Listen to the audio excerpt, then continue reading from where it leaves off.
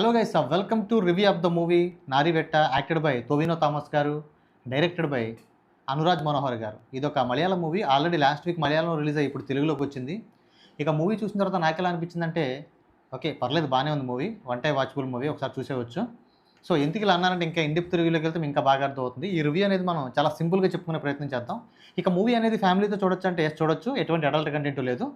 ఇక movie story విషయానికి వస్తే, ఇది 2003లో జరిగినటువంటి యథార్థ సంఘటనకి ఆధారంగా ఈ మూవీ తీయడం జరిగింది. వైనాడ్ అనేటువంటి ప్రాంతంలో కొంతమంది ట్రైబ్స్ వాళ్ళ ప్రాంతాన్ని గవర్నమెంట్ ఆక్రమిస్తుందేమో అనేటువంటి భయంతో అక్కడ ధర్నాలు చేస్తూ ఉంటారు. ఆ ధర్నాలు ఆపడానికి ఒక పోలీస్ టీం అయితే అక్కడికి వెళ్తుంది. సో అక్కడ ఆ పోలీస్ టీం వెళ్ళి అక్కడ ఏం చేసింది, వీళ్ళ ధర్నాలు లాస్ట్కి విజయవంతం అయినాయా లేదా, వాళ్ళ ప్రాంతాన్ని వాళ్ళు దక్కించుకున్నారా లేదా, లాస్ట్కి ఇక్కడ పోలీసులు చేసినటువంటి దారుణాలు ఏంటి అనేది ఇంకా మనం మొత్తం మూవీలో చూడాలి. ఇక టోటల్గా మూవీ విషయానికి వస్తే, ఫస్ట్ అంత బాగాలేదు కానీ స్లోగా ఉంటుంది, సెకండ్ హాఫ్ అయితే బాగుంటుంది, లాస్ట్ 50 మినిట్స్ ఇంకా బాగుంటుంది. ఇక మూవీలో ప్లస్ పాయింట్స్ విషయానికి వస్తే, నేను చెప్పినట్టు మూవీలో సెకండ్ హాఫ్లో లాస్ట్ 50 మినిట్స్ చాలా బాగుంటుంది.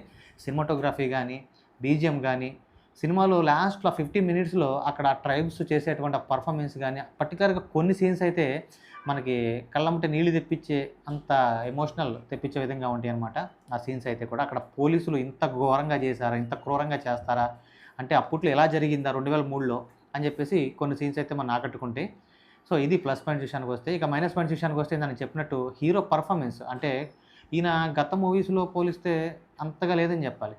పైగా ఇంకో మైనస్ పాయింట్ ఏంటంటే, ఈ టోవినో థామస్ గారు లాస్ట్ మూవీస్లో పవర్ఫుల్ పోలీస్ ఆఫీసర్ కంటే పోలీస్ ఆఫీసర్గా నటించి ఇందులో కానిస్టేబుల్, ట్రైనింగ్ కానిస్టేబుల్గా ఉండడం అనేది కూడా అంతగా సెట్ అవ్వలేదు అనిపించింది. ఇక ఫస్ట్ హాఫ్ అంతా కూడా చాలా స్లోగా నడుస్తుంది. ఫస్ట్ హాఫ్లో నో థ్రిల్లింగ్ సీన్స్, అంటే ఎక్కడ ఒక థ్రిల్లింగ్ సీన్ ఉండదు, ఒక సస్పెన్స్ ఉండదు. దాంతోపాటు మూవీ స్టార్ట్ అయిన తర్వాత క్రియేట్ చేసిన వాటి ఇంపాక్ట్ అనేది ఆ తర్వాత మూవీ ముందుకెళ్ళే కొద్దిగా ఇంటర్వెల్ వరకు ఎక్కడ కూడా ఇంపాక్ట్ అనేది కనపడదు. ఇంకా సెకండ్ హాఫ్లోనే మూవీ అనేది బాగుంటుంది. ఇక ఇది ఇవాల్టి నారివెట్ట మూవీ రివ్యూ. మూవీ అయితే బాగానే ఉంది, ఒకసారి చూసేవచ్చు. రెగ్యులర్గా మలయాళం మూవీస్ ఇష్టపడే వాళ్ళకి ఈ మూవీ కూడా నచ్చుతుంది, బాగానే ఉంది. ఇక రివ్యూ మీకు నచ్చితే ఒక చిన్న లైక్ చేయండి. మరిన్ని ఇలాంటి కంటెంట్ వీడియోల కోసం మన ఛానల్ని సబ్స్క్రైబ్ చేయండి. Thank you.